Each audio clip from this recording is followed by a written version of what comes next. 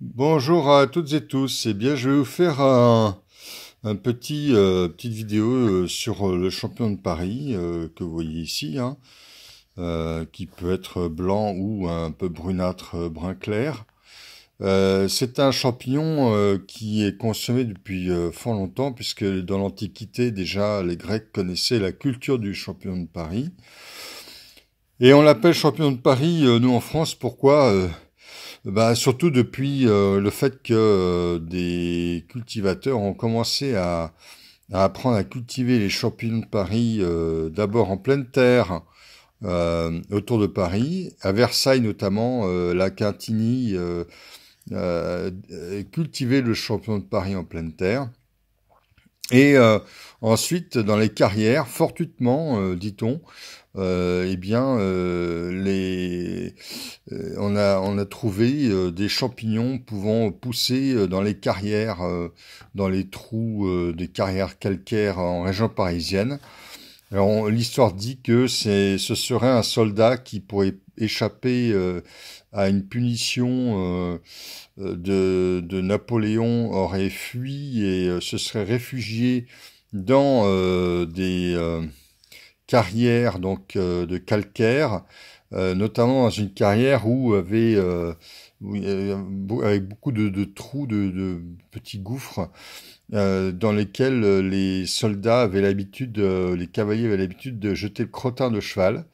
Et donc, on raconte que c'est dans ces carrières du sud de la région parisienne que ce soldat s'étant réfugié dans cet endroit-là aurait trouvé beaucoup de champignons de Paris et se serait nourri avec. Alors, bien sûr, ça c'est des légendes. Est-ce que c'est vrai? Peut-être, mais bon, peu importe. Toujours est-il que le champignon de Paris a été cultivé en champignonnière dans des carrières donc en région parisienne et même à Paris même par au départ des maraîchers qui ont fait fortune avec ce champignon de Paris grâce à ça. Puis évidemment, à la fin du 19e siècle, au début du 20e siècle, avec l'arrivée du métro, eh bien, les carrières de champignons de Paris ont émigré en région parisienne et ont été éliminés, évacués de Paris. Donc voilà. Maintenant, le champignon de Paris est un excellent champignon comestible, bien évidemment, mais également un champignon médicinal. Alors, il faut le consommer relativement frais parce que il peut faire apparaître des toxines, notamment ce qu'on appelle l'agaritine, qui serait cancérigène à la longue. Donc, il vaut mieux consommer le champignon de Paris bien frais, hein, pas desséché.